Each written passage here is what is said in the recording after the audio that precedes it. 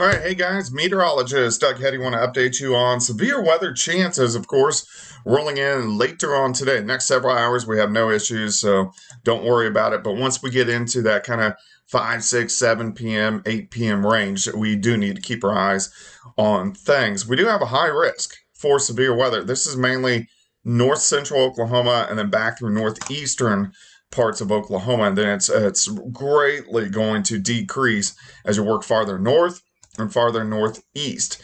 So I think the highest potential for tornado threat is going to be out here.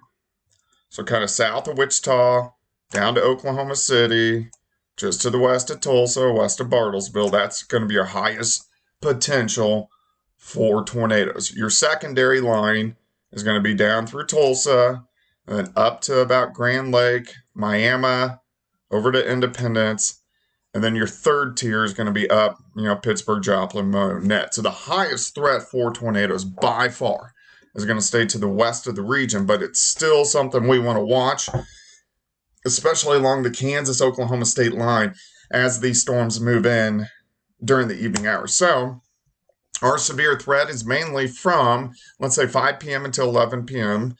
We have all modes of severe weather possible: wind, hail, and tornadoes. I'm going to elevate tornado threat. I'm going to elevate the hail threat, but I think the wind threat and rain threat is going to be our highest threat over hail and tornadoes. We are going to get some hail within some of these storms. All right, as of right now, there's not much going on. We've had the showers, we've had thunderstorms throughout the morning hours. Our temperatures are really cool. Actually, we're sitting into the 50s right now. It does not feel like severe weather. We do have a warm front to our south that will race toward us later on today, but until it gets here, we're going to sit into the 50s. We're going to have these on and off showers. So let's go ahead. Let's look a little bit farther toward the west. All right, let's see here. Our warm front right now is kind of draped like this. It is going to head toward us a little bit later on today, but the greatest tornado threat is going to be along that front. So where this front is and just to the south.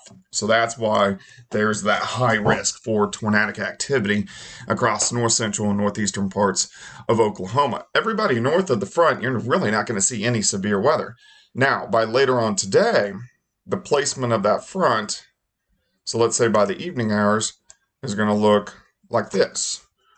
So that means anybody along and south of that front will have a tornado risk. So through here, all the way down into northwestern Arkansas. So we got to watch that as it gets into the afternoon hours and the evening hours. Let's go through time. We continue to get periods of showers and thunderstorms through the afternoon. This helps our atmosphere stay pretty stable. By this time, 4 p.m., you can see the wind shift line right along the Kansas state line, all the way back into southwestern Missouri. That's the warm front lifting in.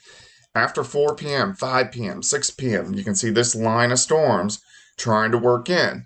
These are going to be most likely severe. The most severe is going to stay in Oklahoma, but we'll see this band pushing in. So here's 7 p.m. Let's go 7 p.m., 8 p.m. This band continues to work through.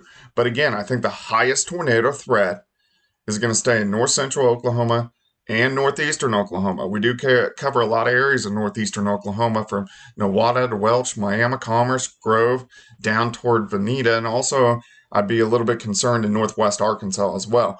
So we need to watch that. I know people are going to ask, what about Joplin? What about Pittsburgh? The farther north you go, the lower the tornado threat. But all of us have a risk for severe weather. I'm just trying to pinpoint down where's that highest risk, and it's in northeastern Oklahoma.